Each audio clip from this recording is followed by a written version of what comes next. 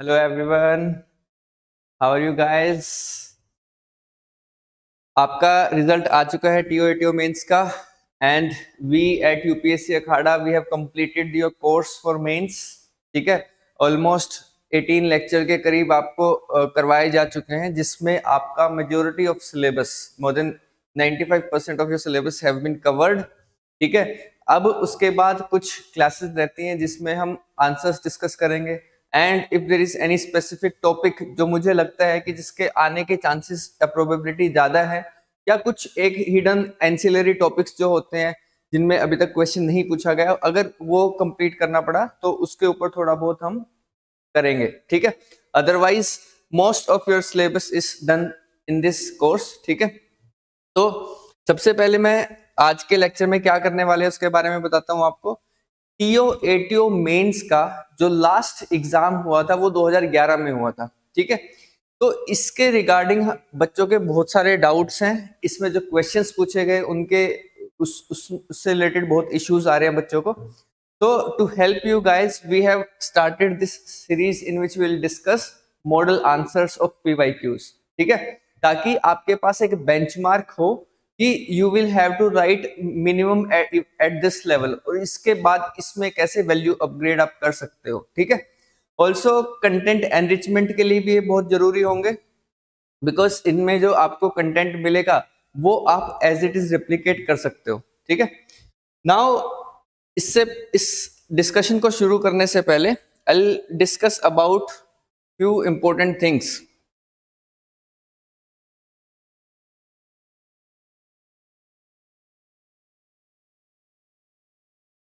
तो पहले हम ये देखते हैं कि जो पीवाईक्यू डिस्कशन सीरीज है ये how does this fall into the whole planning place. ठीक है, तो सबसे पहले हमने लेक्चर्स कवर किए हैं। ठीक है, उन 18 लेक्चर्स हैं, इसमें जो चैप्टर 1 to 8 वो सारे कवर कराए जा चुके हैं। ठीक है, इसके बाद आपको नोट्स प्रोवाइड किए गए हैं यूपीएससी अखाड़ा के द्वारा, बहुत ही वेल ऑर्गेनाइज्ड नोट्स हैं। जब आप बुक्स देखते हो, कैग की जो बुक है introduction to accounts and audits, अगर उसके अलग अलग एडिशंस हैं, उनमें जो सबसे लेटेस्ट एडिशन है उसके हिसाब से 1 से 8 चैप्टर्स, और जो पिछले एडिशंस थे उनमें भी जो टॉपिक्स पहले 8 चैप्टर में आ चुके हैं वो सारे के सारे हमने इन नोट्स में कवर किए हैं। ठीक है, तो even after this we are helping students to make their own short notes, कि कैसे बच्चों को एग्जाम रेडी बनाना है हमें, because these are around 64 pages notes. ठीक है, तो इतने बड़े नोट्स को बहुत ही शॉर्ट टाइम में रिवाइज कर पाना इज स्टिल डिफिकल्ट। तो इन नोट्स का यूज करके एंड लेक्चर्स का यूज करके कैसे आपको शॉर्ट नोट्स बनाने हैं ताकि आपकी जो चीजें हैं वो आपको बिल्कुल टिप्स पे याद रहे and you can replicate them in the exam. That is our goal, because अगर आपने पढ़ लिया, आपने समझ लिया, लेकिन उसको एग्जाम में आप लिख नहीं पाए तो उसका आपको मार्क्स नहीं मिलेगा। ठीक है, एग्जामिनर के सामने they just have your sheet, जिसमें अगर 10 मार्कर है तो सपोज आपको 2 पेजेस मिले होते हैं, तो इन 2 पेजेस में जो जो आप लिखते हो उसी के हिसाब से एग्जामिनर आपको जज करता है, not on the basis of your notes, not on the basis of lectures that you have studied. ठीक है, तो इसलिए शॉर्ट नोट्स एंड इसके साथ साथ आपके जो आंसर राइटिंग में रिप्रेजेंटेशन कैसे अच्छी हो सकती है उस चीज के बारे में हम डिस्कस करते हैं regularly. And in the next in the series is, जो बच्चों को बहुत इश्यू आ रहा था, इज अबाउट द पीवाईक्यूज। ठीक है, तो पीवाईक्यूज में बहुत सारे बच्चे कंफ्यूज हो रहे थे कि सर इनके मॉडल आंसर्स मिल सकते हैं क्या, हमने आंसर राइटिंग पहले नहीं की तो क्या हम उसके बारे में हमें क्लासेस लगा सकते हैं। तो I have already taken 2-3 classes on the way in which we have to write answers in the mains, किस तरीके से आपको आंसर की स्ट्रक्चरिंग करनी है, कैसे उसमें रिप्रेजेंटेशन को आपको अच्छा करना है, एंड कैसे आंसर्स में वैल्यू एडिशन करनी है। डायरेक्टिव वर्ड्स जो होते हैं क्वेश्चंस के, जैसे एक्सप्लेन का मीनिंग क्या होता है, डिस्कस का मीनिंग क्या होता है, when you are asked to comment या क्रिटिकली इवेल्युएट, तो उसमें आंसर्स की फॉर्म कैसी होगी। तो ये सब चीजें हम डिस्कस कर चुके हैं। तो आज के लेक्चर में हमारा फोकस रहेगा पीवाईक्यूज स्पेसिफिक, कि पीवाईक्यूज में हम एक तरीके से we can unravel the minds of examiners कि आने वाला पेपर किस पैटर्न पे होगा, एंड उस चाहे क्वेश्चंस पिछले वाले में से आए या कुछ नए क्वेश्चंस आपको देखने को मिले, तो उस केस में आपको बेस्ट आंसर्स कैसे लिखने हैं। ठीक है, तो अब पीवाईक्यूज इंपॉर्टेंट क्यों है, ये बात आपको समझनी बहुत जरूरी है। मैनी ऑफ द स्टूडेंट्स जो टीओ एटीओ का एग्जाम दिया है जिन्होंने, वो दे आर इधर preparing for HCS and UPSC, ठीक है, या किसी और स्टेट एग्जाम की प्रिपरेशन वो कर रहे हैं। ठीक है, तो बहुत सारे बच्चे जॉब में भी हैं जो टीओ एटीओ का एग्जाम दे रहे हैं, like they are working in some of the jobs, जैसे एसएससी करके जो डिफरेंट जॉब्स लोगों की लगती हैं। ठीक है, तो अब ये बच्चे एक लेवल पे होते हैं।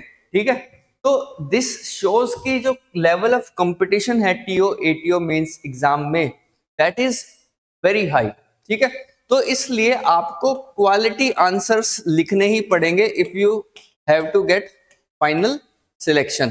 ठीक है, तो क्वालिटी आंसर्स लिखने के लिए सारी चीजें करना बहुत जरूरी है। कंटेंट को बहुत अच्छे से समझना जरूरी है, because content is the king, representation and the final delivery in the exam, ये सारी चीजें इंपॉर्टेंट है। लेकिन on the basis of my experience and on the basis of analysis of UPSC Akhada team, हमने बहुत सारे एग्जाम को, चाहे वो HCS का हो, यूपीएससी का हो, पंजाब पीसीएस का एग्जाम हो, उनके बेसिस पे हमारा एक एनालिसिस है दैट पेपर का जो फॉर्मेट होता है, अगर वो ड्रास्टिकली चेंज ना हो तो वो हम गोज कर सकते हैं पीवाईक्यूज के बेसिस पे। ठीक है, अब HCS का एग्जाम उठा के देखो, या आप यूपीएससी का पिछले 6-7 साल का एग्जाम उठा के देखोगे, मेंस का, all the GS4 paper, GS 1 2 3 4 papers. ठीक है, तो पीवाईक्यूज क्या होते हैं, एक तरीके से गाइड का काम करते हैं आपको कि आपको पेपर में क्या एक्सपेक्टेशंस लेके जाना है, what kind of paper you should expect from the organisation which is conducting that exam. ठीक है, तो यहां से कुछ बच्चों को डाउट ये रहता है, कुछ लोग सोचते हैं कि सारा ही पेपर ऐसा ही आएगा जैसा पीवाईक्यूज है, कुछ लोग सोचते हैं कि पीवाईक्यूज में से कुछ नहीं आएगा। They both are extreme judgements. Actual में क्या होता है, पीवाईक्यूज से हमें थीम का पता चल जाता है कि थीम्स कौन कौन सी पूछी गई हैं एग्जाम में। ठीक है, पहला एनालिसिस तो हमारा ये हो जाता है कि क्या क्या चीज हमें पढ़नी है। ठीक है, सेकंड, चाहे आप किसी भी एग्जाम को उठा के देख लो, even the toughest exam of this country, UPSC का मेंस भी अगर आप उठा के देखोगे तो उसमें भी question as it is repeat नहीं होता, but themes always, these themes are always repeated. ठीक है, जैसे एग्रीकल्चर पे क्वेश्चन आता है, तो एग्रीकल्चर पे पिछली बार सपोज किसी से फर्टिलाइजर्स के ऊपर क्वेश्चन आया था, तो अब की बार वो किसी दूसरी एग्रीकल्चर इनपुट के बारे में क्वेश्चन पूछ लेंगे, जैसे इरिगेशन के ऊपर क्वेश्चन पूछ लेंगे। But agriculture as a theme that will never become obsolete. तो इसी तरीके से जो टीओ एटीओ मेंस के पेपर को देख के हमने कुछ थीम्स डिराइव करेंगे। ठीक है, और उनके हम मॉडल आंसर्स भी बना के रखेंगे, ताकि if the question is repeated in a similar fashion, I am not saying कि एग्जैक्टली सेम क्वेश्चन आएगा, अगर सिमिलर क्वेश्चन आता है तो आपको उसको बड़ी जल्दी लिखना है, उसका आंसर आपके पास ऑलरेडी प्रिपेयर्ड होना चाहिए, बिकॉज आपके पास एक तो टाइम स्पेसिफिक चैलेंज रहेगा, आपको लिमिटेड टाइम में आंसर्स लिखने हैं। तो अगर कुछ क्वेश्चंस आपके देखे हुए आ जाएं, तो उस केस में आपका बाकी के जो नए क्वेश्चंस आपको देखने को मिलेंगे पेपर में, उनको टैकल करने के लिए you will have little extra time. ठीक है, और वो आपको बहुत ही ज्यादा एडवांटेज दे सकता है। एंड सेकेंडली, अगर आपके सामने कोई क्वेश्चन आता है जो आपने ऑलरेडी लिखा हुआ है, तो in that case to write that particular question you will take less time, and दूसरा उसका क्वालिटी बहुत अच्छा होगा। ठीक है, तो इस तरीके से हमने थीम्स को गोज करने की कोशिश की है। And second is we will enrich our content question के बेसिस पे। ठीक है, जो जो क्वेश्चंस आएंगे उसमें मॉडल आंसर्स में आपको बहुत सारी इंफॉर्मेशन दी जाएगी, ताकि आप उसको नेक्स्ट लेवल पे लेके जा सको। ठीक है, तो इस चीज को ध्यान में रखते हुए we are starting our first lecture on the PYQ discussion. ठीक है।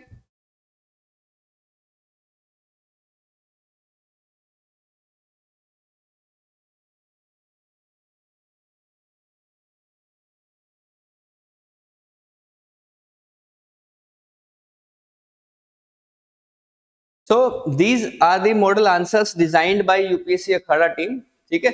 So अगर आप लोगों के पास आई होप ये पीडीएफ ऑलरेडी होगी, अगर नहीं है तो आप यूपीएससी अखाड़ा के व्हाट्सएप नंबर पे मैसेज करके you can get this PDF also, ठीक है। So now we are going to begin the discussion on PYQs, ठीक है। सो सबसे पहले हम टॉपिक्स ऑलरेडी कर चुके हैं, ठीक है। आप लोग अगर हमारे नोट्स भी देखोगे तो उसमें एक एक टॉपिक बहुत कॉम्प्रिहेंसिवली कवर किया गया है, ठीक है। एंड उन्हीं के बेसिस पे ये मॉडल आंसर्स डिजाइन किए गए हैं, ठीक है। तो सबसे पहले क्वेश्चन को मैं डिस्कस करूंगा, लेकिन इसके लिए मैं आपको पहले एक बेसिक फ्रेमवर्क समझाऊंगा कि अगर आपको कोई भी आंसर का क्वेश्चन का आंसर करना है यूपी मेंस में, तो in that case you will have to keep certain important things in mind, ठीक है। तो सबसे पहले वो देखते हैं कि पहले तो आंसर में क्या क्या होना चाहिए। तो पहला चीज, this is a 10 marker question. तो 10 मार्कर क्वेश्चन के लिए यूपीएससी यूजुअली 2 शीट्स देता है, ठीक है। एचपीएससी भी जब एचसीएस का एग्जाम करवाता है तो 10 मार्कर के लिए they also provide 2 sheets, but HCS का पैटर्न चेंज होता रहता है and in some mains exam they have given more sheets और किसी में वो 2 ही दे देते हैं, ठीक है। तो अब सबसे पहला डाउट जो बच्चे का होता है कि सर हमें 10 मार्कर के लिए वर्ड्स कितने लिखने हैं, ठीक है। जब आपके सामने क्वेश्चन पेपर आएगा या तो वहां पे स्पेसिफिकली वर्ड लिमिट बताई गई होगी, जैसे 10 मार्कर के लिए यूजुअली 150 वर्ड्स आर मेंशन्ड कि 150 वर्ड्स में आपको आंसर करना है इसका। अगर ये नहीं लिखा गया and you are given 2 sheets, तो आपको इन दोनों पेजों को इस तरीके से लिखना है। You have to organise your content in such a way कि these sheets should look filled, ठीक है। कंटेंट पे अब अभी हम आएंगे, पहले हम कुछ बेसिक चीजों का ध्यान रखते हैं, बिकॉज ये चीजें वैसे इंपॉर्टेंट नहीं लगती, बट एज एन एग्जामिनर जब आप कॉपी इवेल्युएट करते हो तो ये चीजें आपका बहुत ही डिटर्मिनिंग फैक्टर होते हैं, आपके मार्क्स कितने आएंगे उस चीज में, ठीक है। तो कई बच्चों की राइटिंग जो होती है बहुत छोटी होती है, so they are writing the same number of words, they are writing the same content, but what they will do, they will just complete their text in one page only, और ये दूसरा पेज ब्लैंक रह जाएगा।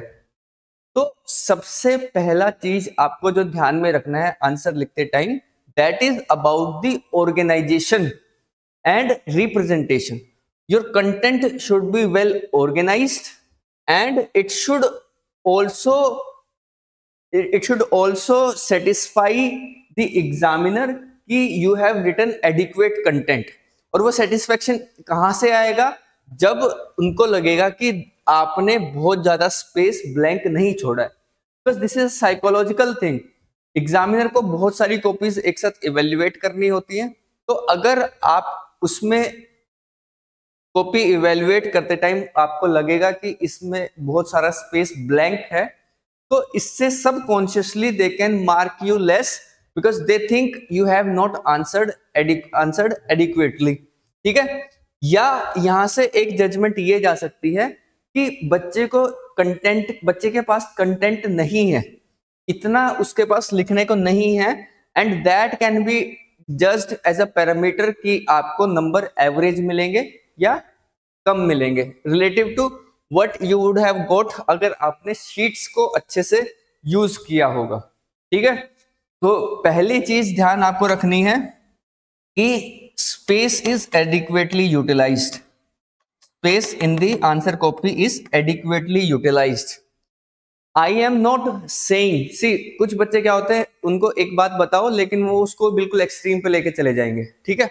Now if you are given 3 sheets, अगर suppose ऐसी situation बन जाती है कि 10 मार्कर के लिए आपको 3 शीट्स मिल गई, ठीक है।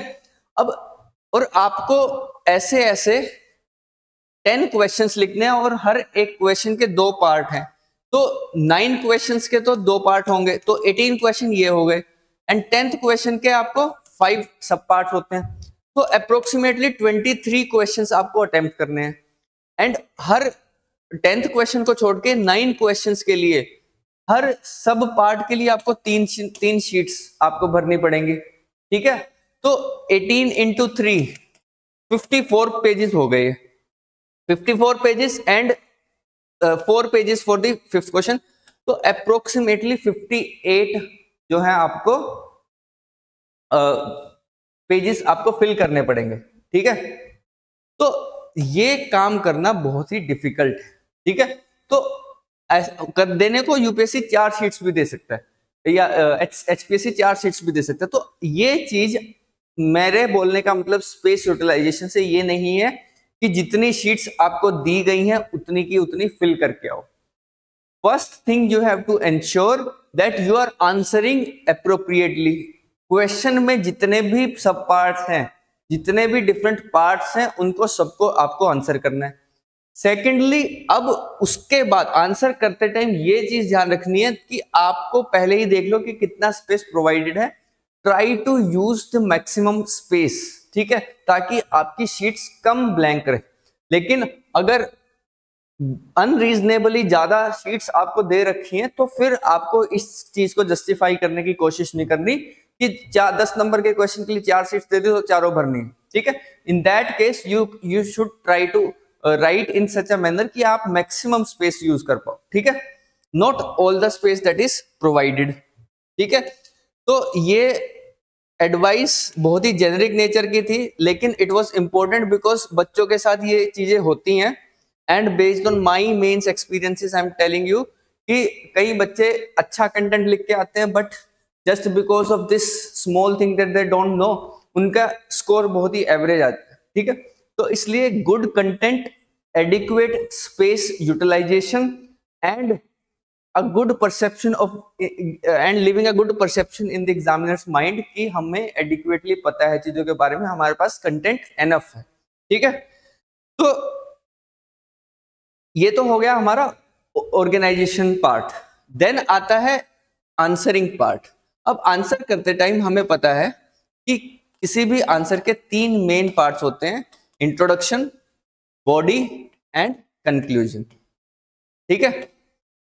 जो हम मॉडल आंसर्स कर रहे हैं, there are around 23 questions in this paper. तो 23 क्वेश्चंस में आप हर एक डिफरेंट टॉपिक से आपको क्वेश्चंस मिलेंगे and you are given introductions also. So make sure कि जो आने वाला पेपर है उसमें भी टॉपिक्स तो सिमिलर होंगे, तो make sure you are very fast while writing these introductions and conclusions, because introductions and conclusions आप एक तरीके से प्री फॉर्म कर सकते हो, अपने पहले से बना के रख सकते हो, ताकि वहां पे एग्जाम में बैठ के आपको फिर इंट्रोडक्शन और कंक्लूजन्स लिखने के बारे में ना सोचना पड़े, ठीक है। एंड जब पीवाईक्यूज पढ़ लेंगे, हम 2-3 टेस्ट पेपर्स लिख लेंगे, उसके बाद एक तरीके से हमारे आंसर्स बॉडी वाले पार्ट भी एक तरीके से रिपीट होने लग जाएंगे, बिकॉज हमारा सिलेबस जो है बहुत स्पेसिफिक है। 8 चैप्टर आपके बुक को करने हैं। अब उन्हीं चैप्टर्स में से जो क्वेश्चंस आएंगे उनका बहुत अच्छा आंसर कैसे लिख सकते हो, इसके लिए हमारी प्रिपरेशन है फोकस्ड ऑन पीवाईक्यूज, ठीक है। तो now let us begin the first question. Controller and auditor general, CAG, ठीक है। एंड ये जो टॉपिक है हमारा सेकेंड लेक्चर में कंप्लीट किया हमने, and this is also a separate part of our notes. तो डायरेक्टली क्वेश्चंस आपको नोट्स से देखने को मिलेंगे, ठीक है। CAG is the custodian of public purse, ठीक है, ये हमारा क्वेश्चन है। And what is the keyword? Keyword is explain.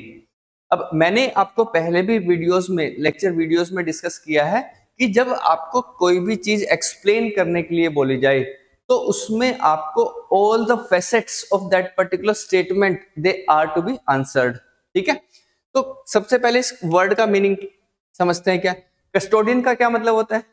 कि जो भी पब्लिक फाइनेंस है, जो भी पैसा पब्लिक पर्स के अंदर आता है, public purse here means the 3 funds, consolidated fund of India, contingency fund of India and public accounts, ठीक है। ये पब्लिक पर्स है हमारा। तो कैग का इसको सेफ रखने के लिए क्या रोल है, क्या क्या उसकी भूमिका है in acting as the custodian of public purse. ठीक है, तो ये इस चीज को हमें एक्सप्लेन करना है। सबसे पहले तो अगर हम इस क्वेश्चन को डिजाइन करने लगे कि सबसे पहले हमारा इंट्रोडक्शन होगा, that will be about CAG, कि सीएजी है क्या, ठीक है, where it is placed, constitution में इसको कहाँ मेंशन किया गया है, और इसका एक बेसिक रोल क्या है, इसके साथ हम इंट्रोड्यूस करेंगे। ठीक है, then we will try to ensure कि जो कस्टोडियन वो कस्टोडियन के तरीके से एक्ट करता है, हमें इसको समझाना है, लेकिन पहले हमें यह भी बताना पड़ेगा कि वो कस्टोडियन के तरीके से रोल क्यों कर पाता है। ठीक है, कैसे तो बाद में समझाएंगे ना, because first it is important why CAG can act as the custodian, इस पार्ट को हमें समझाना पड़ेगा। ठीक है, जब ये हम समझा देंगे then we will answer how it act as the custodian. ठीक है, and this is the main part of the answer, कि कैसे वो कस्टोडियन का रोल निभाता है, how does it fulfil the role of custodian of public purse in India. ठीक है, देन अब मेजर आंसर हमारा ये रहेगा। उसके बाद ब्रीफली अगर उस रोल को फुलफिल करने में कुछ चैलेंजेस भी हो सकते हैं कैग को, या कुछ कमी भी हो सकती है कस्टोडियन के रोल को अच्छे तरीके से निभाने में, बिकॉज हमने देखा है कि कैग जो है बहुत, कैग की रिपोर्ट्स जो पार्लियामेंट में रखी जाती है they are not very well debated. ठीक है, वो रिपोर्ट्स आती तो हैं बट उनके ऊपर पब्लिक डिस्कशंस या पार्लियामेंट्री डिबेट्स बहुत कम होती हैं। ठीक है, तो इसलिए उसके कुछ चैलेंजेस भी हैं, and then we will right a conclusion come way forward, कि हमें इन चैलेंजेस को कैसे ओवरकम करना है, and how we can ensure कि जो कैग का रोल है as a custodian of public purse वो स्ट्रेंथन हो। ठीक है, तो अब हम देखते हैं कि इसको हमें आंसर कैसे करना है। सो सबसे पहले we will introduce CAG established under article 148 to 151 of the constitution of India. तो सबसे बेहतर जो इंट्रोडक्शन आपको पेपर 3 के लिए करनी है, either you will have to introduce the concept from the constitutional point of view, जैसे कैग के ऊपर क्वेश्चन आया है तो आप कॉन्स्टिट्यूशन के रेफरेंस देके उसको इंट्रोड्यूस कर सकते हो, फाइनेंस कमीशन के ऊपर क्वेश्चन आया है तो उसको आप इंट्रोड्यूस कर सकते हो, बजट के ऊपर कोई क्वेश्चन आया तो कॉन्स्टिट्यूशनल रेफरेंस के थ्रू आप इंट्रोड्यूस कर सकते हो। तो अगर आप उस पर्टिकुलर टॉपिक को उसकी कॉन्स्टिट्यूशनल पोजीशन के साथ इंट्रोड्यूस करोगे तो that will be very good, because now examiner knows कि you have very good constitutional understanding, right? So introduction here will be CAG established under article 148 to 151 is the supreme audit authority in India। ठीक है, तो इस तरीके से आपको pointed keywords आपको answer में लिखने हैं। ठीक है, कई लोग क्या करते हैं इन चीजों को बहुत ओवर एक्सप्लेन करते हैं, तो आपको हमेशा क्वेश्चन की डिमांड को आपको एड्रेस करना है। यहां पे कैग के ऊपर लेटर नहीं लिखना, हमें कैग के ऊपर ऐसे नहीं लिखना, we just simply have to tell कि कैसे कैग कस्टोडियन का काम करता है पब्लिक पर्स का। ठीक है, तो वो हमें समझाना, वो हमारा मेन क्वेश्चन है। ठीक है, as the guardian of public finance CAG ensures accountability in government expenditure. पहले कॉन्स्टिट्यूशनल प्रोविजन को बता दिया एंड देन वेरी ब्रीफली कि वो एक्चुअल में करता क्या है, that is to ensure accountability of government expenditure. ठीक है, सरकार जो भी खर्चा करेगी वो सही तरीके से किया गया है नहीं किया गया। ठीक है, अब यहां से देखो हमने इंट्रोडक्शन में ही आंसर शुरू कर दिया देना कि जो कैग है वो पब्लिक एक्सपेंडिचर में गवर्नमेंट की अकाउंटेबिलिटी इंश्योर करेगा, इसलिए वो कस्टोडियन के तरीके से काम करता है। ठीक है, तो अकाउंटेबिलिटी एंश्योर करेगा, ये बहुत ही एक ब्रॉड पैरामीटर, ब्रॉड स्पेक्ट्रम में हमने आंसर किया। अब अकाउंटेबिलिटी कैसे, सबसे, और उसमें भी हमने सबसे पहले देखा था व्हाइल वी वर स्ट्रक्चरिंग। तो बिफोर अभी हम क्या कर रहे हैं, अभी आंसर राइटिंग की प्रैक्टिस जब कर रहे हैं तो मेक दिस अ हैबिट कि आंसर लिखने से पहले एक बार स्ट्रक्चरिंग जरूर करो अपने आंसर की। स्ट्रक्चरिंग में आपको ये पता लग जाएगा कि क्वेश्चन की डिमांड को 100% कैसे एड्रेस करना है। कई बच्चे क्या करते हैं, क्वेश्चन पढ़ा आंसर लिखना शुरू कर दिया। हमें पहले 1 मिनट लेके उसकी स्ट्रक्चरिंग करनी है कि क्या क्या इसमें लिखना है हमें, ठीक है, ताकि कोई भी आंसर का पार्ट या सब पार्ट मिस ना हो जाए, ठीक है। तो अब कैग इज द कस्टोडियन, पहले तो ये बात बतानी है हमें कि कैग जो है कस्टोडियन है पब्लिक पर्स का। वो क्यों है? Because it has a constitutional role to act as the custodian of public purse, ठीक है। और वो कहां पे मेंशन है? Article 148 to 151। अब हम इसको, इन आर्टिकल्स को थोड़ा ब्रीफ में डिस्कस करेंगे, ठीक है, कि आर्टिकल 148 के अंदर क्या है, अपॉइंटमेंट है, तो उसको हमें मेंशन नहीं करना है यहाँ पे। CAG audits all the receipts and expenditure of the union and states, ठीक है, ये हो गया आर्टिकल 149, ठीक है। और हर चीज के साथ में आपको आर्टिकल्स जरूर मेंशन करने, चाहे इस चीज से आपकी नॉलेज की डेप्थ पता चलती है। बिकॉज बच्चे कई बार चीजों को बहुत ही जर्नलिस्टिक वे में लिखते हैं and they know that this also, कि सबको पता है कि आर्टिकल 149 के अंदर क्या है, 150 के अंदर क्या है, 151 के अंदर क्या है, लेकिन वो उसको मेंशन नहीं करेंगे बिकॉज कॉन्शियसली उनको ये पता ही नहीं है कि ये चीज करनी है। तो the main reason for discussing these PYQs, I could have easily provided you these PDFs, लेकिन इनको स्पेशली वीडियो के थ्रू डिस्कस करने का मेरा यही रीजन है कि आपको बहुत सारी चीजें पता हैं। Now I want to show you how to use that particular knowledge in scoring maximum marks in the exam, ठीक है। तो सबसे पहला ऑडिटिंग का रोल है। अब ऑडिटिंग करके वो कस्टोडियन ऑफ पब्लिक पर्स के तरीके से काम करता है, तो ये हमने बता दिया पहले। Then he certifies appropriation and finance accounts ensuring that money is only spent as authorized by the parliament, ठीक है, एक पॉइंट ये हो गया। Then it is responsible for ensuring accountability। अब अकाउंटेबिलिटी क्या होता है कि जब एग्जीक्यूटिव कोई काम कर दे उसके बाद उसकी जवाबदेही भी तय करनी होती है, और उसमें भी कैग का बहुत बड़ा रोल है, ठीक है। तो अब अकाउंटेबिलिटी कैसे एंश्योर करता है? We know CAG carries out 3 types of audit. कौन कौन से होते हैं वो? Financial audit, compliance audit and performance audit. तो ये 3 ऑडिट्स के through they ensure financial accountability, ठीक है। तो इस तरीके से हमें अकाउंटेबिलिटी एंश्योर करना। दूसरा इंपॉर्टेंट रोल जो कैग प्ले करता है, it act as the advisor, friend and philosopher of PACs, public accounts committees, ठीक है। तो जितने भी पब्लिक अकाउंट्स कमेटीज होती है उसका कैग एडवाइजर के तरीके से काम करता है। And these committees help in ensuring parliamentary responsibility of the executive, ठीक है। तो दूसरा तरीका अकाउंटेबिलिटी इंश्योर करने का ये है, ठीक है। तो उसके बाद तीसरा, कस्टोडियन कैसे काम करता है कि आर्टिकल 150 के अंदर they also suggest the forms of account of union and states, जो उनको जिस तरीके से उनको अकाउंट्स को रखना है, ठीक है, जिस तरीके से उनको अकाउंट्स मेंटेन करने हैं, ठीक है।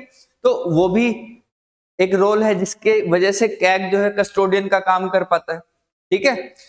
देन अब सपोज ये चीजें कॉन्स्टिट्यूशन में मेंशन भी होती, बट कुछ सिचुएशन ऐसी होती कि कैग को दबाया जा सके। अगर पार्लियामेंट में कुछ प्रोविजंस ऐसी नहीं होती कि कैग जो है वो कस्टोडियन का काम तो कर रहा है, चौकीदार का काम तो कर रहा है, लेकिन उस चौकीदार को कोई भी धमका सकता है, उस चौकीदार को कोई भी उस चौकीदार के पास इतनी पावर्स नहीं है कि वो अपनी ड्यूटी इंडिपेंडेंटली कर सके। तो क्या वो कस्टोडियन के तरीके से एक्चुअल में काम कर पाता? नो। देयरफॉर जो कस्टोडियन पावर है कैग की वो आती हैं बिकॉज ऑफ इट्स इंडिपेंडेंस, ठीक है। तो the third aspect that you have to answer in this question is कि because CAG is independent, because CAG has the powers given under the constitution and under certain acts, जैसे CAG act है, CAG act of 1970। तो इन acts के अंदर CAG को कुछ powers मिली हुई हैं जिसकी वजह से वो कस्टोडियन की ड्यूटी बहुत अच्छे से कर पाता है, ठीक है। तो इसलिए वो भी इस क्वेश्चन के आंसर में मेंशन करना बहुत जरूरी है, ठीक है। तो therefore the third aspect that we are discussing here is CAG enjoys constitutional protection similar to a Supreme Court judge। CAG की सैलरी नहीं कम कर सकते, और ये कहां मेंशन किया गया हुआ है? This is mentioned under the act जो हम अभी डिस्कस कर रहे थे, ठीक है। तो ये जो चीजें हैं ये कहां मेंशन की गई हैं? CAG act of 1970। तो इस तरीके से ये चीज आपको यहां ब्रैकेट में लिखनी चाहिए, ठीक है। His findings uphold parliamentary control and transparency in financial administration. तो इस तरीके से देखो, आपने आर्टिकल्स इसमें डाल दिए, ठीक है। आपने जो इससे रिलेटेड लॉ है जो कैग को different duties and powers assign करता है वो आपने इसमें डाल दिया। तो इससे क्या होगा, आप अगर जेनरिक वे में लिखते तो your answer would have Gotan average marks. लेकिन जब आपने इसमें आर्टिकल भी डाल दिए, लीगल प्रोविजंस भी डाल दी, कीवर्ड्स भी आपने डाल दिए, आपने सब हेडिंग्स सारी कवर कर दी, तो बचा क्या इसमें? अब इसके बाद तो एग्जामिनर के पास भी स्कोप नहीं है कि इसमें कुछ वैल्यू ऐड कर दे, ठीक है। तो इसलिए आप जितना ज्यादा लिख सकते हो, जितना नॉलेज आप एक्यूमुलेट कर चुके हो उसको सही तरीके से यूज कर सकते हो, तो आपके स्कोर जो है वो मैक्सिमम होगा, ठीक है। लेकिन लेट मी टेल यू, ये चीजें ऐसे नहीं आती कि आप पहले 100% प्रिपरेशन के वेट करते रहो कि मैं सब जो पहला आंसर लिखूंगा वो सबसे अच्छा होगा, उसमें कोई स्कोप नहीं होगा इंप्रूवमेंट का। अगर इस चीज की वेट में बैठे रहोगे आंसर लिखने के लिए तो ये कभी नहीं होने वाला। और ये होगा कैसे?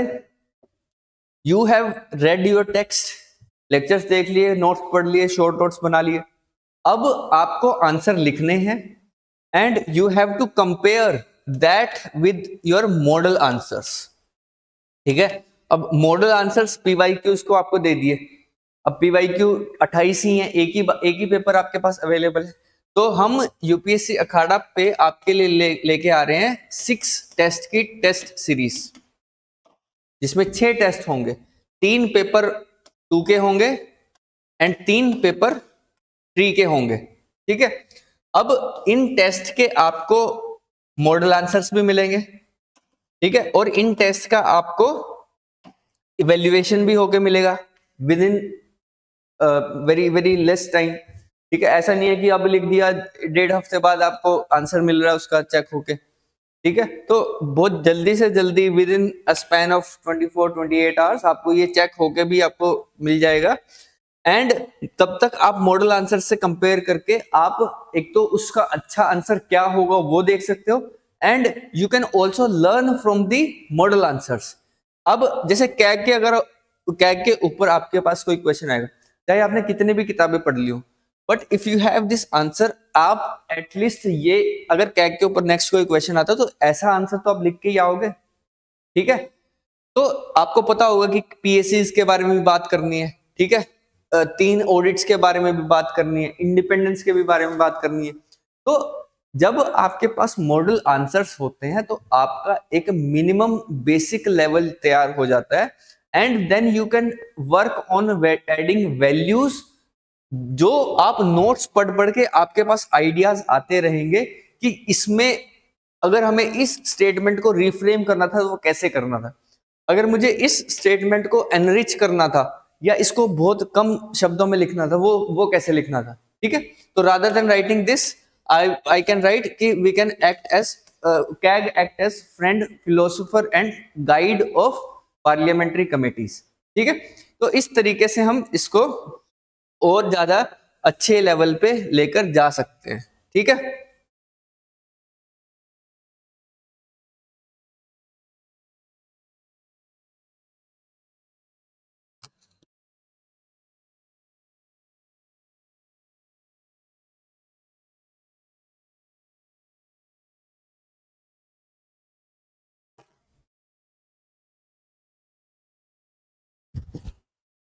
ओके, तो this is what the model answers look like, ठीक है।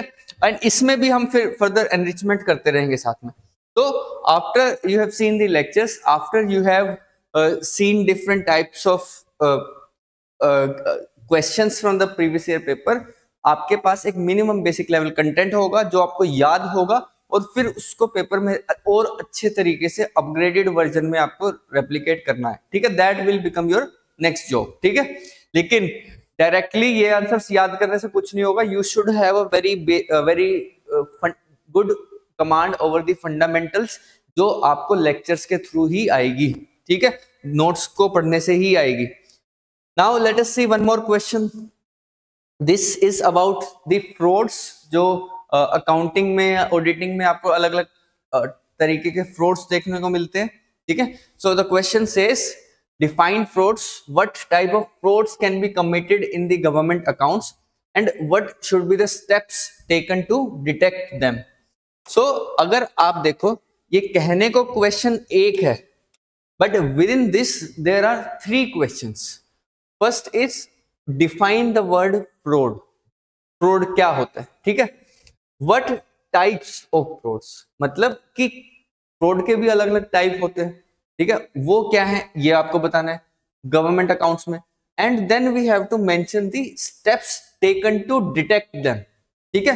अब यहां पे पूछा गया डिटेक्ट देम, इनको प्रिवेंट कैसे करना है वो एक अलग क्वेश्चन होगा, ठीक है। यहां पे पूछा गया है डिटेक्ट करने के स्टेप्स, तो इस चीज का ध्यान रखना। और ये चीजें आपको क्लैरिटी तब आएगी जब आपको पता है कि डिटेक्शन के स्टेप्स अलग होते हैं एंड फ्रॉड्स को, ताकि आगे से ना हो, उसको प्रिवेंट करना है, उसके स्टेप्स अलग होते हैं। बच्चे क्या करेंगे, बच्चे प्रिवेंट करने के स्टेप्स लिख के आएंगे यहाँ पे, एंड घर आके बहुत खुश हो रहे होंगे कि हमारा सिलेक्शन होने वाला है अब की बार। But if they do not have conceptual clarity, तो ये इश्यूज होंगे, ठीक है। तो अब इसके आंसर में क्या होगा, अब स्ट्रक्चरिंग करते हैं इसकी। तो स्ट्रक्चरिंग में सबसे पहले, this is a kind of simple straight forward question, इसमें आपको बहुत ज्यादा नहीं सोचना है, because question itself is explaining कि मुझे किन किन पॉइंट्स के आंसर चाहिए। सबसे पहले डिफाइन करना है, ठीक है। अब डेफिनेशन में फ्रॉड सबको पता है क्या होता है, तो बच्चे सोचते हैं कि इसकी डेफिनेशन हम अपने आप बना के लिख देंगे पेपर में, एंड मैं इस बात से कन्विंस हो जाता हूं कि वो लिख तो देंगे, लेकिन जो वो डेफिनेशन लिखेंगे उनको लिखने के बाद खुद पता होगा कि यार ये डेफिनेशन मैंने लिख दी लेकिन इतनी अच्छी नहीं लिखी, बट फिर आगे लिखने की जल्दी में they will just ignore it and then they will move on to the next sub part. तो इसलिए मैं हमेशा लेक्चर्स में भी बार बार ये समझाता हूं कि जो बेसिक टर्मिनोलॉजीज हैं, जो कीवर्ड्स हैं, एटलीस्ट कीवर्ड्स की डेफिनेशंस आपको याद होनी चाहिए, ताकि एक तो आप उनको रेप्लिकेट कर पाओ। मैं ये नहीं बोल रहा कि बस याद ही कर लो, समझ तो आपको, अगर आप लेक्चर्स देखोगे तो समझ तो आपको आ ही जाएंगी, लेकिन मैं ये नहीं चाहता कि आप वहां एग्जाम में बैठ के याद कर रहे हो, मेमोराइज करने की कोशिश कर रहे हो कि आप अच्छी डेफिनेशन लिख पाओ। तो for that purpose I am saying कि जो बेसिक टर्मिनोलॉजीज हैं, क्वेश्चन जो आपके सिलेबस के इंपॉर्टेंट पॉइंट्स हैं, इंपॉर्टेंट कीवर्ड्स हैं, उनको आप, उनकी डेफिनेशन को आप याद कर लो, ठीक है। एंड इससे फायदा ये होगा कि in a very less time you will be able to write this, कम टाइम लगेगा और ज्यादा अच्छी डेफिनेशन आप लिख पाओगे, आपकी लैंग्वेज बहुत अच्छी होगी, ठीक है। तो इसलिए छोटी सी डेफिनेशन, थोड़ी बहुत डेफिनेशन उनको याद कर लो सीधा। So fraud is the deliberate falsification or manipulation of records to misappropriate funds or deceive an authority, ठीक है। अब यहां पे एक चीज और हमें ध्यान देनी है कि फ्रॉड, एक तो होता है फ्रॉड और एक होता है एरर्स, ठीक है। तो फ्रॉड जो होता है, this is an intentional act, ठीक है। तो इसलिए जैसे यहां पे लिखा हुआ है डेलिब्रेट, तो ये वर्ड डेलिब्रेट बहुत इंपॉर्टेंट है यहाँ पे। तो अगर आप खाली इसको ऐसे लिख दो, फ्रॉड इज द फॉल्सिफिकेशन और मैनिपुलेशन ऑफ रिकॉर्ड्स, तो उसमें एक एसेंस मिस हो गई कि this is an intentional act, while errors are unintentional, वो बिना इंटेंशन के हो जाते हैं गलती, ठीक है। तो इसलिए जब आपको याद होगी चीजें तो you will not miss these kind of things, ठीक है। Next is what are the types of frauds that can be committed. तो टाइप ऑफ फ्रॉड्स हमने नोट्स में तो 10-12 टाइप के फ्रॉड्स पढ़े हैं, ठीक है, लेकिन आप 10 नंबर का क्वेश्चन है, क्या इसमें सारे लिखोगे? तो इसलिए you will just categorize different types of frauds into 3-4 sub headings. जैसे कैश फ्रॉड हो गया, misappropriation of receipts, cash books की मैनिपुलेशन, वाउचर रिकॉर्ड्स, फैब्रिकेट कर दिया, डुप्लीकेट वाउचर्स हैं आपके पास, एक्चुअल में पेमेंट कुछ और कम की थी लेकिन ज्यादा के बिल आपने बनवा लिए। स्टॉक फ्रॉड, मतलब इन्वेंट्री में आपके पास कुछ चीजें पड़ी थी उनको गायब करवा दिया and you are not now showing that these things are available in the inventory. Pay and allowance fraud, forgery, ठीक है। तो ये डिफरेंट टाइप ऑफ फ्रॉड्स हमने कवर किए थे। देन डिटेक्शन, अब क्वेश्चन क्या है, what should be the steps taken to detect them, ठीक है। तो हमें यहाँ पे एक्चुअल में जो हमारा आंसर होगा that will focus mainly on the steps to detect them, ठीक है। We will focus more on detection. ये हेडिंग यहाँ पे प्रिवेंशन में नहीं लिखना है आपको, और आपकी हेडिंग होनी चाहिए स्टेप्स टू डिटेक्ट देम, ठीक है। Take headings directly from the question, because अगर आप सब हेडिंग्स खुद बनाने की कोशिश करोगे तो उससे जो हमारा कोर एस्पेक्ट है क्वेश्चन के वो मिस हो सकते हैं। तो यहाँ पे पूछा स्टेप्स, तो स्टेप्स मतलब एक प्रोसीजरल वे में आपको डिस्कस करने पड़ेंगे, ठीक है। तो पहला स्टेप क्या होगा, strict observance of treasury rules, कि जो रूल्स आपने बनाए हैं फ्रॉड ना हो उसके लिए, हमें पता है ट्रेजरी रूल्स हमने पूरे पढ़े थे डिटेल में, ठीक है। एंड जनरल फाइनेंशियल रूल, ये 2 टाइप के रूल्स हैं, सबसे पहले तो इनको ध्यान में रखना है। Then regular reconciliation exercise between department and treasuries, ठीक है, अकाउंट्स को दोबारा इकट्ठे बैठ के उनको रिकंसिलिएशन करना if there is any issue. Internal audit and surprise inspection, तो अगर सरप्राइज चेक होंगे तो अगर कोई गड़बड़ी कर रहा होगा तो वो पकड़े जाएंगे। तो इस तरीके से आपको steps to detect them in a very sequential manner आपको लिखने हैं and use these numerical codes while writing steps, because इससे साइकोलॉजी पे इम्पैक्ट पड़ता है कि आपने 4 पॉइंट लिखे हैं, 5 पॉइंट लिखे हैं, तो एग्जामिनर चाहे इन लैक ऑफ टाइम अगर वो आपके आंसर्स को पढ़े ना तो they can actually get this much information कि आपने 5 स्टेप लिखे हैं, ठीक है। तो इसलिए इन चीजों पे आपको ध्यान देना है कि आपको न्यूमेरिकल नंबर्स आपको मेंशन करने हैं rather than these kind of dots that you are seeing here, ठीक है। तो अब ये हो गया, अब आपने डिटेक्ट कर लिया, लेकिन आपको ब्रीफ, आपका मेन आंसर यहां पे खत्म हो गया। लेकिन जब आपने डिटेक्ट कर लिया तो आप ये भी आंसर में जरूर मेंशन करोगे कि आप इन चीजों को आगे से ना हो इसको कैसे रोकना है। लेकिन इसके लिए आपको देखो 150 में से आपके 50 वर्ड्स यहाँ पे हो गए, 50 वर्ड यहाँ पे हो गए, 20 वर्ड यहाँ पे हो गए, एंड ब्रीफली एक आप प्रिवेंशन के लिए आप एक लाइन में आप समझाओगे, एक लाइन में आप समझाओगे कि कैसे इसको कंप्लीट करना है, ठीक है। तो इसको आप पूरा कंप्लीट करोगे कि how you can prevent them, ठीक है, एक लाइन में आपको मेंशन करना, because the question is focusing on detection only, and then you will conclude that fraud detection in government accounts requires both systematic and internal controls plus ethical vigilance। इस तरीके से ethical vigilance, internal controls, ठीक है। तो ये चीजें आपको answer में लिखनी है and this is the kind of vocabulary that you need, ताकि एग्जामिनर को समझ में आए कि आंसर जिस बच्चे ने लिखा है उसको रूल्स की भी समझ है कि कौन कौन से रूल्स होने चाहिए, he knows about the different types of frauds that can be committed in comprehensive detail, and this particular student has concluded each and every question with the right framework। हर चीज को conclude करके चल रहा है बच्चा, that means he has comprehensive understanding of the things।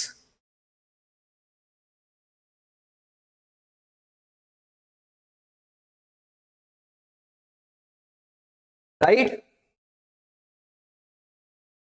तो अगर आपको देखो, अब एक चीज और यहाँ पे नोटिस करने वाली हूँ, हमने जो नोट्स बनाए हैं, जो आपको नोट्स मिले हैं पेपर 3 के लिए, उसमें इतने 10-12 टाइप के हमने फ्रॉड्स डिस्कस किए हैं, ठीक है। उसके बाद steps to prevent them, steps to detect them, वो भी काफी डिटेल में आपको समझाया। बट द चैलेंज इज कि आपको 10 नंबर का ही क्वेश्चन लिखना है। तो अब गेम आ जाती है प्रायोरिटाइजेशन की।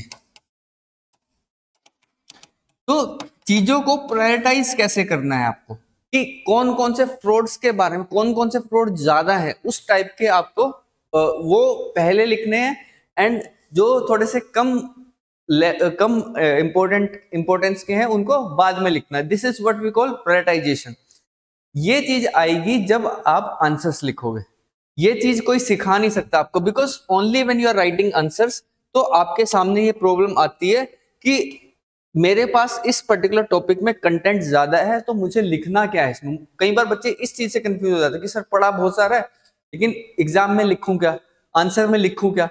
तो इस चीज के लिए आपको आंसर राइटिंग प्रैक्टिस ही करनी पड़ेगी, ठीक है। इसका कोई और सॉल्यूशन नहीं है। Next important thing which I would like to discuss here इज कि अब ये हो गया आपका एक तरीके से आंसर, लेकिन अभी भी इसमें कुछ मिसिंग है। There is some things which are missing. वो क्या है? आपने देखा यहाँ पे खाली जो डिफरेंट टाइप ऑफ फ्रॉड्स है उनको मेंशन कर दिया गया, ठीक है, लेकिन इसमें कुछ एग्जाम्पल आपको दिख रहे हैं। जैसे कि यहाँ पे पहला जो टाइप ऑफ फ्रॉड है, that is miss appropriation of receipts. Miss appropriation of receipts. तो अब अगर आप इस बात को, मिस एप्रोप्रिएशन ऑफ रिसीट्स का मतलब आपको समझ में आता है, लेकिन अगर आप इसका कोई रियल लाइफ एग्जाम्पल दो तो वो इसको और जस्टिफाई करेगा चीजों को, ठीक है। That will also tell the examiner कि जो बात आप लिख रहे हो ये आपने रट्टा नहीं मारी हुई, ये आपको समझ में आती है। तो this point, the point that I am making here is कि अगर आप जो चीजें आपसे पूछी गई है फ्रॉड्स, उसके एग्जाम्पल्स भी साथ में लिखो। और ये हमने डिस्कस किए थे, जैसे हमने 2G स्पेक्ट्रम स्कैम डिस्कस किया था, ठीक है। उसमें क्या हुआ था, स्पेक्ट्रम को कम रेट पे उन्होंने बिडिंग की थी, ठीक है, first come first serve basis पे बिडिंग हुई थी। तो जिसकी वजह से जो एक्चुअल रेवेन्यू सरकार को मिलना था उससे बहुत कम सरकार को मिला, ठीक है। तो that is a kind of resource fraud, ठीक है। कोलगेट स्कैम था, कॉमनवेल्थ गेम्स स्कैम था। तो ऐसे ऐसे चीजें जो जो जो एक तरीके से फ्रॉड ही थी, तो उन चीजों को आपको यहाँ एग्जाम्पल्स के तरीके से आपको लिखना है, ठीक है। तो और अभी भी ये तो पुराने, अब ये पुराने एग्जाम्पल हो गए, ठीक है। तो आपको करंट के एग्जाम्पल या तो न्यूज़पेपर आप पढ़ते हो जो उसमें से निकालने हैं, या through net surfing you can, जब भी कोई टॉपिक पढ़ रहे हो तो नेट से आप उनके करंट एग्जाम्पल्स धीरे धीरे इकट्ठा करने की कोशिश करो, ठीक है। And I will also help you in this. मैं भी एक टॉपिक वाइज लिस्ट बनाऊंगा एग्जाम्पल्स की, जो आप डायरेक्टली पेपर में लिख सकते हो, ठीक है। And when I am saying कि आप एग्जांपल्स की लिस्ट बनाओ, इसका मतलब ये नहीं है कि आप कोलगेट स्कैम पे या कॉमनवेल्थ स्कैम पे आप पीएचडी करने लग जाओ। आपको जस्ट अपने टॉपिक्स को समझाने के लिए, उनकी रेफरेंस देने के लिए एग्जांपल्स बनाने हैं। They should be one liner only, ठीक है। वन लाइनर एग्जांपल्स आपको बना के रख लेने हैं टॉपिक स्पेसिफिक, ताकि वो आप डायरेक्टली एंड इजिली एग्जाम में उनको मेंशन करते रहो, ठीक है। That will increase the standard of your answer, right? अब देखो, हमने जो कोर्स डिजाइन किया है उसमें किन चीजों का ध्यान रखा है। यहाँ पे क्वेश्चन पूछा गया फ्रॉड के बारे में, ठीक है। अब बच्चे बोलेंगे कि सर पेपर में यही तो आने नहीं वाला दोबारा। मैं बोल रहा हूं कि हो सकता है ये भी आ जाए, लेकिन आपके इस डाउट को, इस कंफ्यूजन को दूर करने के लिए कि सेम पेपर नहीं आने वाला, इसके लिए मैंने कंटेंट को ऑलरेडी इसी तरीके से डिजाइन किया था। जो हमने 18 लेक्चर्स में पढ़ा है वो इससे काफी बियॉन्ड है। फ्रॉड्स पे क्वेश्चन आ गया, देयर इज अ प्रोबेबिलिटी कि नेक्स्ट क्वेश्चन जो आए वो एरर्स पे आ सकता है। इसी तरीके से हम प्रिपेयर करते हैं कि ये चीजें पूछ चुके हैं, ये इससे नेक्स्ट स्टेप है, अब अगला क्वेश्चन आना होगा तो इन टॉपिक से आ सकता है। तो इसलिए हमने पीवाईक्यूज भी प्रिपेयर किए हैं प्लस न्यू क्वेश्चंस को भी नोट्स में इंक्लूड किया है, ताकि अगर पेपर और डिफरेंट एस्पेक्ट्स पे आए, क्वेश्चंस और डिफरेंट एस्पेक्ट्स पे आए तो you can answer them also very easily. ठीक है, तो इसके बियॉन्ड प्रिपरेशन में अब और तो कुछ बचा नहीं है। ठीक है, अगर बचा हुआ है तो ऑलरेडी हम कोर्स कर चुके हैं, लेक्चर्स हमारे कंप्लीट हो चुके हैं, नोट्स हमारे बन चुके हैं, शॉर्ट नोट्स भी हमने बना लिए, आंसर्स लिख रहे हैं, अभी भी हमारे पास टाइम है। तो now I am saying this to students कि जो लोग जिनको लगता है कि अभी भी कोई टॉपिक बचा हुआ है, तो जब तक एग्जाम नहीं होता तब तक यूपीएससी अखाड़ा की पूरी टीम आपके साथ है। आपको जो भी हेल्प चाहिए, जिस भी काइंड की हेल्प चाहिए, we are there, we are committed to get you selected. लेकिन अब काम आपके एंड पे रह गया है, अब मेहनत आंसर्स आपको लिखने हैं। अगर ऐसा कोई प्रोविजन हो कि आपकी जगह मैं आंसर लिख दूं तो मैं वो भी करने को तैयार हूं, लेकिन ऐसा प्रोविजन है नहीं। ठीक है, तो जितने आंसर्स आप लिखोगे उतना level of your answers increase होगा।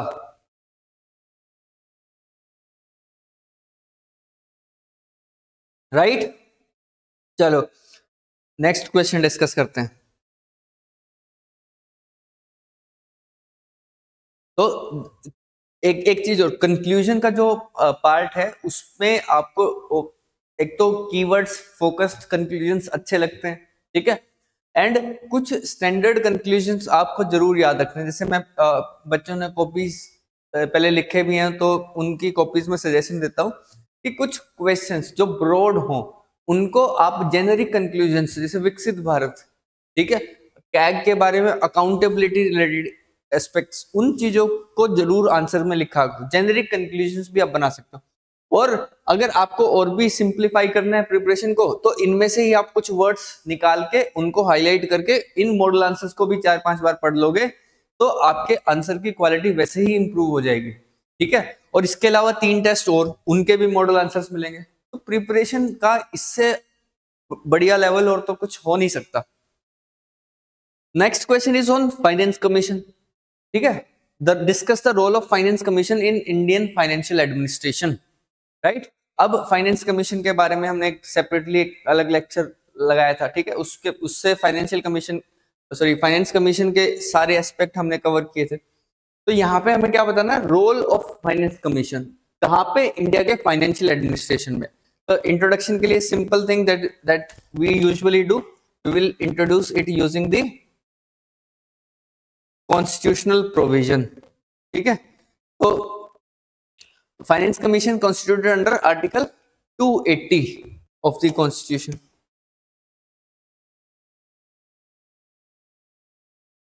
is a constitutional body that recommends the distribution of financial resources between the union and states. It is crucial for fiscal balance and cooperative federalism. दोनों concept, fiscal federalism भी हमने पढ़ा, cooperative federalism भी हमने पढ़ा, and in this way they have written it very beautifully in one line. Right, तो ये हमारी हो गई इंट्रोडक्शन। अब क्या डिस्कस करना है, रोल। तो सबसे पहले हम यहाँ पे डिस्कस करेंगे कॉन्स्टिट्यूशनल रोल। तो यहाँ पे जो वर्ड लिखा है फंक्शन, इसको हटा के हम रोल ही यूज करेंगे। ठीक है, इस चीज को करेक्ट कर देना, बिकॉज हमने क्वेश्चन से ही सब हेडिंग्स हमें बनानी है। ठीक है, उनको चेंज नहीं करना। तो पहला role in matters of distribution of tax revenue, ठीक है, बिटवीन सेंटर एंड स्टेट्स, उसको हम क्या बोलते हैं, vertical devolution. Then across states भी रेवेन्यू की डिवीजन, उसको बोलते हैं हॉरिजॉन्टल डेवोल्यूशन। ये दोनों हो गए। ठीक है, and we have done a very beautiful thing here, we are mentioning the articles along with. Then grants in aid, और उसमें साथ में उसका आर्टिकल लिखा। तो इससे आपके आंसर में डिटेल जाती है। You are subconsciously telling the examiner कि मुझे ये तो पता ही है कि फाइनेंस कमीशन का रोल क्या है, मुझे ये भी पता है कि ये कॉन्स्टिट्यूशन के किस आर्टिकल में मेंशन किया गया है, ठीक है। Then measures to augment the resources of panchayat and municipalities, अब ये भी है, ठीक है। ये तो कॉन्स्टिट्यूशनल फंक्शंस हो गए जो कॉन्स्टिट्यूशन में स्पेसिफिकली मेंशन है। Then we have role in fiscal administration, कैसे फिस्कल इक्वलाइजेशन, इक्विटी इंश्योर करना रिसोर्स डिस्ट्रीब्यूशन में अक्रॉस स्टेट्स।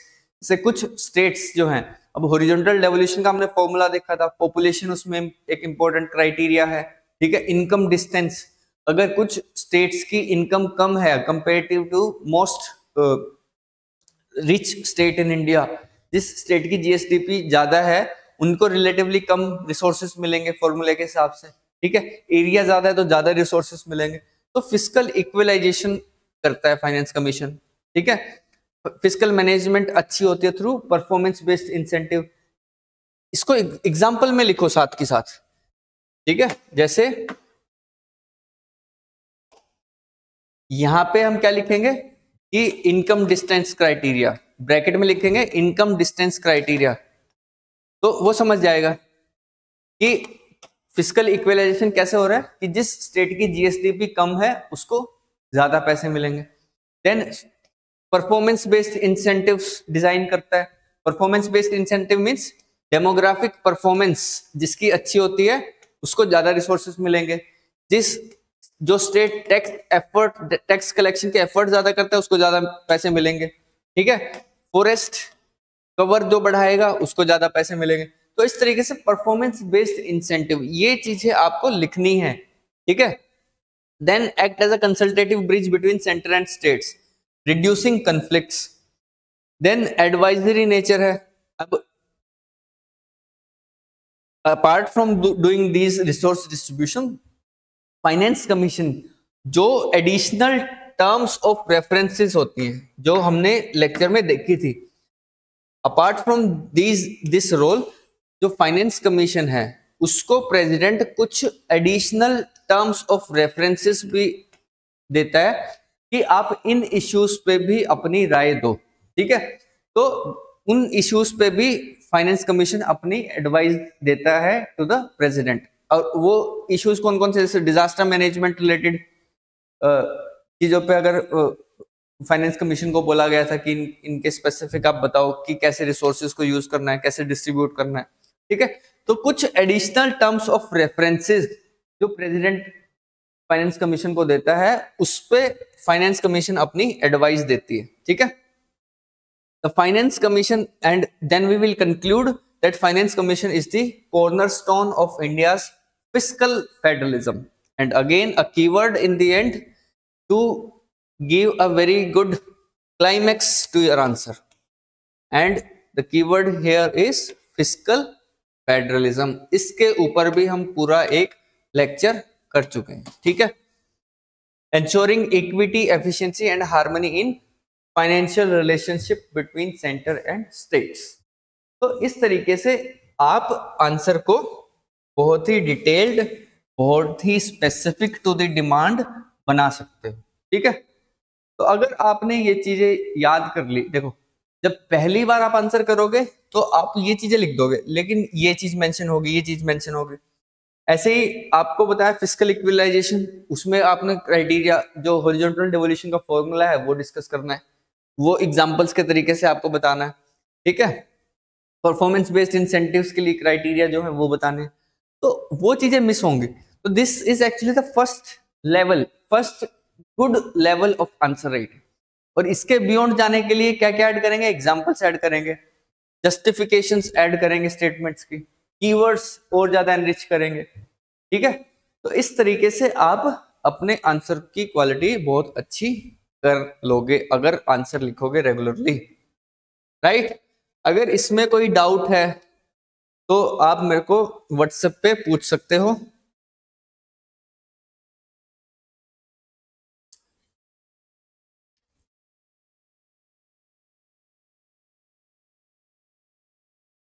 ओके, अगर इसमें अभी भी बच्चों को कोई डाउट है कि कैसे आंसर हमें फर्दर लिखने हैं, कैसे उनकी क्वालिटी को इम्प्रूव करना है, तो आप पर्सनली अपने क्वेश्चन लिख के मुझसे व्हाट्सएप पे कनेक्ट कर सकते हो। तो टेक अ मिनट एंड एक बार इन चीजों को रिवाइज करो, ट्राई टू थिंक कि आप इन चीजों को एब्जॉर्ब कर पा रहे हो या नहीं। इसमें अगर कोई डाउट है तो आप मुझे पूछो।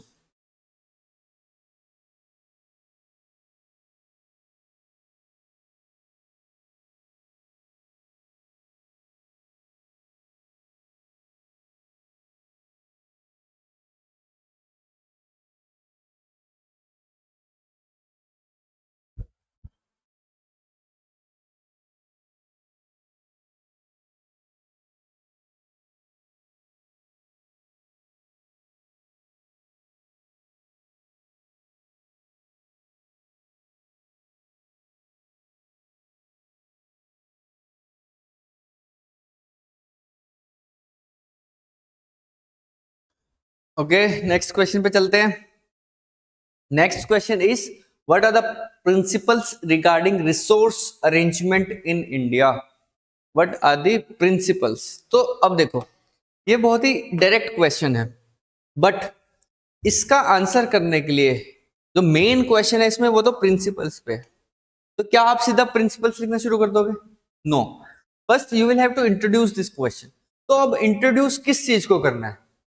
इंट्रोड्यूस किस पर्टिकुलर चीज को आपको यहाँ पे करना है ताकि आपको एक स्मूथ ट्रांजिशन देखने को मिले। ठीक है, तो सबसे पहले हमें पता है, हमने एक चैप्टर किया था करेंसी एंड रिसोर्स अरेंजमेंट।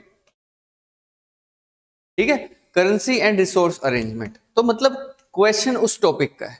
तो आपने आइडेंटिफाई कर लिया कि क्वेश्चन आया कहां से। उसके बाद जब हम इंट्रोड्यूस करने लगेंगे तो सबसे पहले हम डिफाइन करेंगे रिसोर्स अरेंजमेंट को। And what is resource arrangement?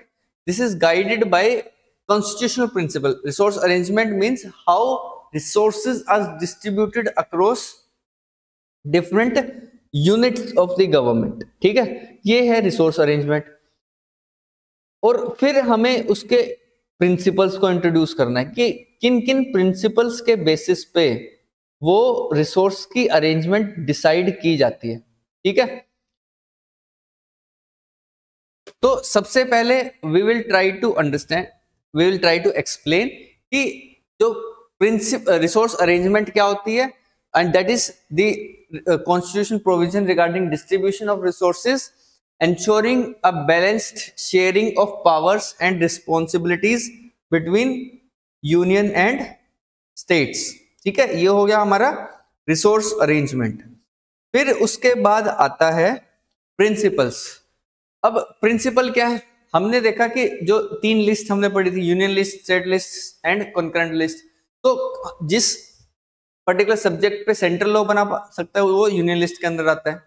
तो इस तरीके से पावर्स को डिवाइड करके हमने जो है रिसोर्सेज को डिवाइड कर लिया कि जिस सब्जेक्ट पे खाली सेंट्रल गवर्नमेंट लॉ बना सकती है, उससे जो टैक्स आएगा वो सेंट्रल गवर्नमेंट के पास जाएगा। ठीक है, स्टेट लिस्ट के मैटर्स पे only state government can tax. ठीक है, तो 268 से 272 is about distribution of taxes between centre and states. Article 275 इसमें हम एडिशनल ग्रांट्स प्रोवाइड करते हैं। ठीक है, देन वी हैव आर्टिकल 280 जो फाइनेंस कमीशन इसके रिगार्डिंग है। राइट, अब फाइनेंस कमीशन डिसाइड करती है कि कैसे रिसोर्सेज को शेयर किया जाएगा between centre and states, and that is vertical and horizontal devolution जो हम देख चुके हैं ऑलरेडी। राइट, उसके बाद आता है article 293 which regulates the borrowing power of states की स्टेट्स जो है वो एक्सटर्नली बोरो करना चाहते हैं तो उसके लिए सेंटर की परमिशन चाहिए होगी। And as per FRBM act there are certain powers, there are certain restrictions on internal borrowings of states also. ठीक है, देन अब आ जाता है प्रिंसिपल्स। अब ये तो हो गया कॉन्स्टिट्यूशनल प्रिंसिपल्स। ठीक है, तो यहां पे rather than writing constitutional basis we will write constitutional principles। ठीक है, constitutional principles, एंड ये आर्टिकल्स की हम डिस्कशन करेंगे। देन आएगा हमारे पास जनरल प्रिंसिपल्स। जनरल प्रिंसिपल्स उसमें पहला आता है equity, that means balancing the needs of different states. Efficiency, that means कि जो रिसोर्सेज अवेलेबल हैं उनका एफिशिएंट यूज कैसे हो। देन ऑटोनॉमी, मतलब स्टेट्स जो हमारी स्मॉलर यूनिट्स हैं उनके पास ऑटोनॉमी हो कि जो वो टैक्सेस के थ्रू रेवेन्यू कलेक्ट करते हैं उसको जिस तरीके से वो चाहे वो यूज कर सकते हैं। देन अकाउंटेबिलिटी मींस कि जिस पर्पस के लिए पैसा लिया गया था क्या उसको उसके लिए यूज किया गया है, एंड क्या उससे हमने कोई आउटकम्स निकाली हैं, या पब्लिक मनी का गलत use, misutilization of funds should not happen, and therefore accountability is a very important principle. ठीक है। Then coordination, centre and states कैसे कोऑर्डिनेट कर सकते हैं, जैसे जीएसटी में होता है, कलेक्ट कोई करता है then that is divided between centre and states. ठीक है। इसके अलावा अगर कुछ और प्रिंसिपल्स आपको लिखने हैं तो you can also add transparency, मतलब there should be a full disclosure principle कि जो भी पैसा जिस तरीके से यूज किया जाए उसको फुल्ली डिस्क्लोज करो। No, there should not be no ambiguity and no hidden use of public funds, उनको गलत तरीके से यूज करना भी गलत है, that is against the principles of resource arrangement. ठीक है। And then we will conclude saying the principles of resource arrangement ensure that India's fiscal structure remains cooperative, equitable, stable and promoting the development। ठीक है।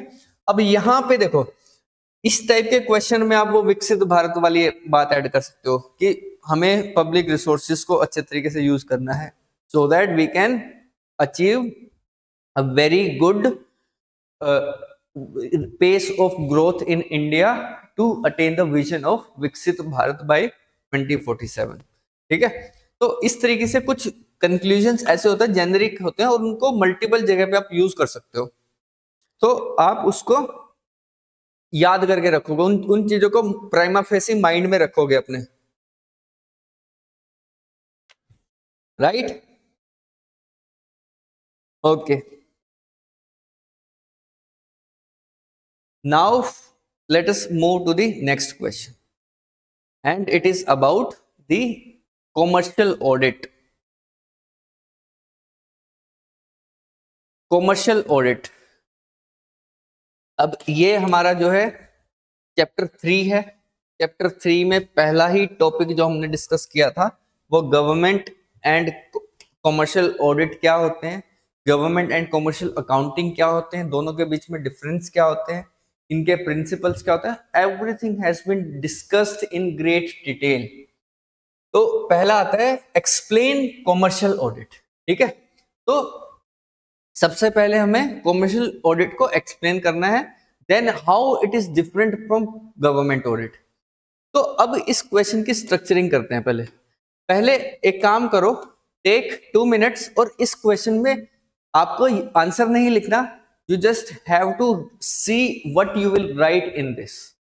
आपको ये सोचना है कि इस क्वेश्चन में आप फॉर्मेटिंग कैसे करोगे, स्ट्रक्चरिंग कैसे करोगे, क्या क्या आप लिखोगे इसमें, पहले इस चीज को आप सोचो एक बार and then we will discuss it.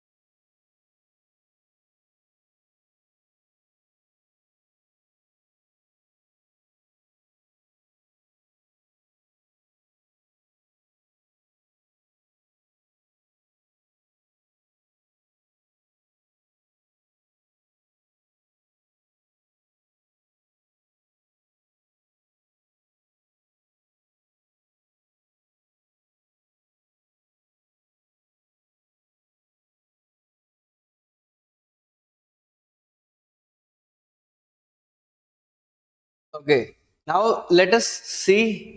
अब मैं आपको बताता हूँ कि इसकी स्ट्रक्चरिंग कैसे करनी है, ताकि फिर आपको जो पहला एस्पेक्ट है, एक तो आंसर क्वेश्चन को समझना, क्वेश्चन अंडरस्टैंडिंग आपकी बेटर हो, एंड कि क्वेश्चन के कैसे कैसे जो इम्प्लिसिट पार्ट्स भी होते हैं जो डायरेक्टली नहीं पूछे होते, उनको भी हम कैसे आंसर करेंगे। सबसे पहले आपको कॉमर्शियल ऑडिट, इसकी स्ट्रक्चरिंग में सबसे पहले you will define what is commercial audit and that will make your introduction. Commercial audit की डेफिनेशन, ठीक है, वो आपकी हो जाएगी introduction. Then you will have to explain this, ठीक है।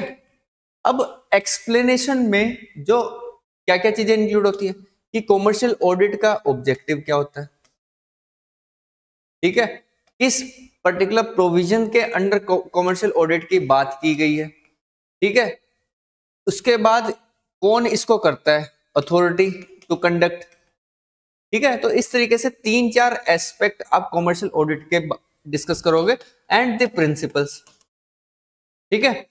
And this should be one liners, जैसे ऑब्जेक्टिव्स आपने 2 लिख दिए, 3 लिख दिए, ऐसा नहीं कि ऑब्जेक्टिव से ही भर दिया पेज पूरा, ठीक है। देन आपने क्या किया, इसकी अथॉरिटी कौन होती है वो मेंशन कर दिया, किस पर्टिकुलर प्रोविजंस के अंदर कॉमर्शियल ऑडिट करते हैं वो लिख दिया, एंड द प्रिंसिपल्स।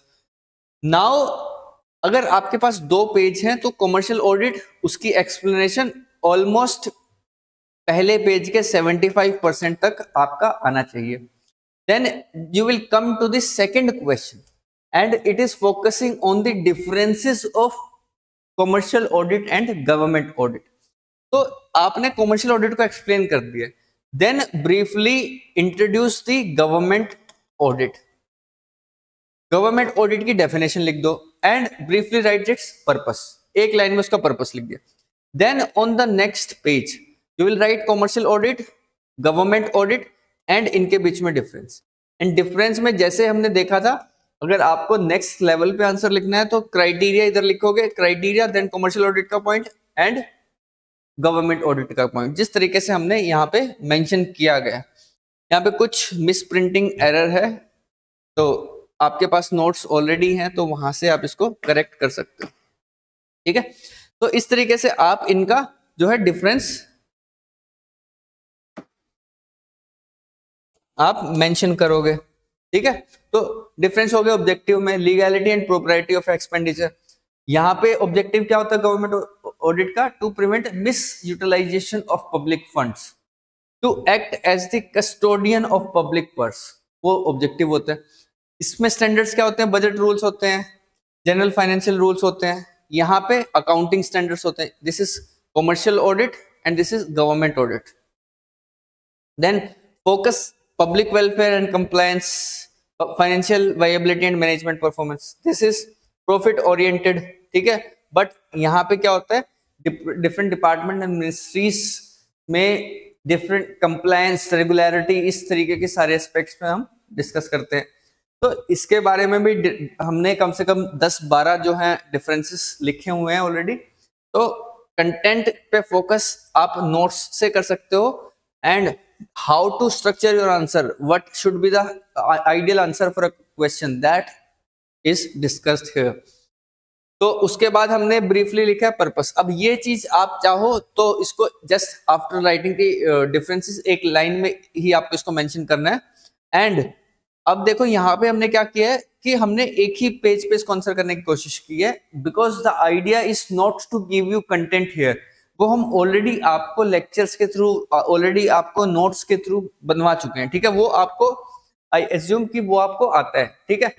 लेकिन यहाँ पे आइडिया क्या है कि कंटेंट होने के बाद आपके आंसर्स में क्या क्या होना चाहिए, that is what we are discussing here, ठीक है। देन एक बार उसके एंड में कॉमर्शियल एंड गवर्नमेंट ऑडिट में डिफरेंसेस बता दिए, एक पॉइंट में पर्पस बताएंगे कि utilization of funds, either it is for government, either it is for any commercial entity, is to ensure maximum outcomes and use resources in the most efficient way. And then we will conclude commercial audit pay, because that was the main question. Commercial audit extends the principle of accountability to public sector enterprises, ensuring public investments yield maximum social and economic value. ठीक है, तो इस तरीके से हम commercial audit की एक question का हमने आंसर कर दिया, right. Then next question, what are the main principle of classification of government accounts. अब ये बहुत इंपॉर्टेंट क्वेश्चन है, ठीक है। This is from the chapter structure of government accounts. यहां पे क्या पूछा गया है, what are the principles of classification of government account, ठीक है। तो अब हमें पता लग गया कि इस चैप्टर से स्ट्रक्चर ऑफ गवर्नमेंट अकाउंट्स है, तो उसमें हमने पढ़ी थी डिफरेंट क्लासिफिकेशन।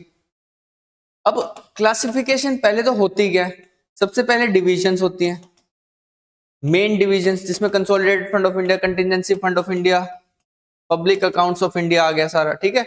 उसके बाद सेक्टोरल क्लासिफिकेशन होगी, उसके बाद डिफरेंट सब सेक्टर्स आ गए, सब सेक्टर्स के बाद आगे आपके हेड्स, जैसे major head, minor head, detail head, तो ये सारी क्लासिफिकेशन हम उस चैप्टर में कर चुके हैं। लेकिन क्वेश्चन क्या ये है कि हमें ये चीज बताओ क्या है, no, question is about the main principle of classification.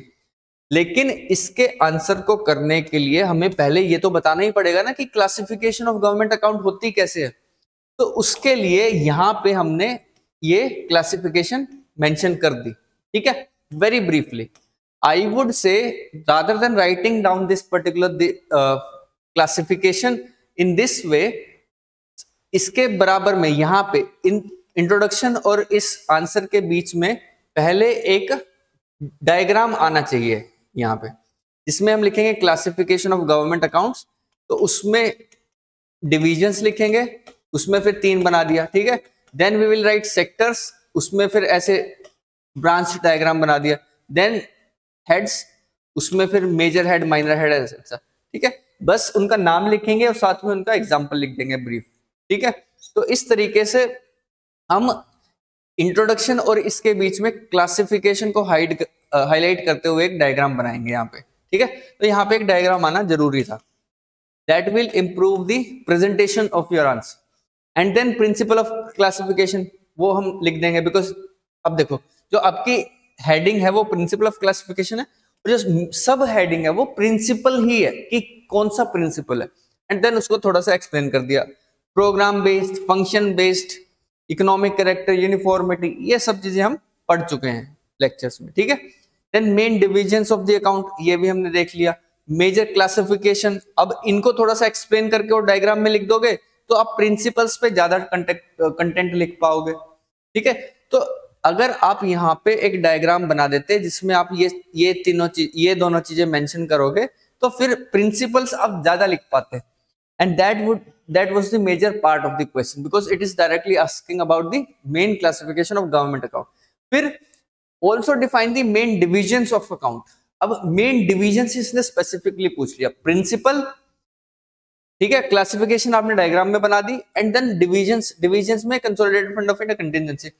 अब इसको और थोड़ा डिटेल में, कंसोलिडेटेड फंड में रेवेन्यू रिसीट्स होती हैं, रेवेन्यू एक्सपेंडिचर होता है, कैपिटल अकाउंट होता है, उसमें कैपिटल रिसीट, कैपिटल एक्सपेंडिचर, तो वो सारा हम बहुत डिटेल में कर चुके हैं। इतना डिटेल में तो क्वेश्चन आपसे पूछा भी नहीं जा रहा जितना हम कर चुके हैं, ठीक है।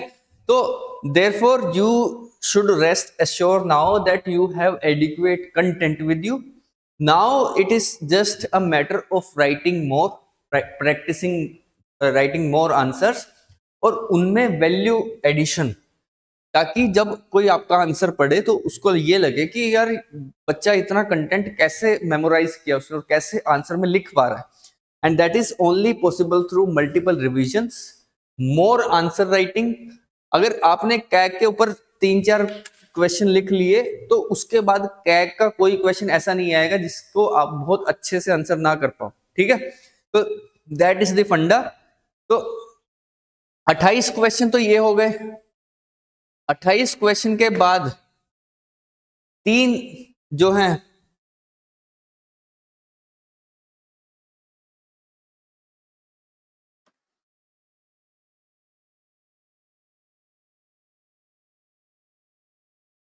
जी 28 क्वेश्चंस तो ये हो गए। अब 3 टेस्ट और जीएस पेपर 3 के होंगे, ठीक है। तो अप्रोक्सीमेटली आप 100 के अराउंड क्वेश्चंस लिख लोगे, ठीक है। 100 क्वेश्चंस लिखने के बाद आपकी प्रैक्टिस इतनी हो जाएगी कि आपके सारे आंसर्स आपको याद हैं, सारे मतलब पेपर में फिर बहुत कुछ नया आने की प्रोबेबिलिटी बहुत कम हो जाएगी। ठीक है, and you will feel very comfortable on the exam day. तो इसलिए, और इन जो 3 टेस्ट के मॉडल आंसर्स भी आपको मिलेंगे। ठीक है, मॉडल आंसर्स वो भी आपने पढ़ लिए प्लस 28 क्वेश्चन, तो अप्रोक्सीमेटली 130 क्वेश्चंस के आंसर्स आप पढ़ चुके हो, तो फिर नए क्वेश्चन बनने की प्रोबेबिलिटी बहुत कम रह जाती है। ठीक है, तो please go through these questions. बाकी this is a series of PYQ discussion lectures, इसको हम कंटिन्यू रखेंगे and even we will go beyond these PYQs. अगर हमें ऐसा लगेगा कि कुछ मोस्ट प्रोबेबल क्वेश्चंस जो पेपर में आ सकते हैं वो भी हम साथ में डिस्कस करते रहेंगे आपके साथ till your exam is done. ठीक है, so please understand these things जो हमने आज डिस्कस किया, इनको अपने आंसर्स में रेप्लिकेट करने की कोशिश करो। Try to learn from PYQs, from these model answers, और उनको अपने आंसर्स में इम्बाइब करने की कोशिश करो। ठीक है, so we will discuss next questions in another video. So till then, thank you very much. See you next time.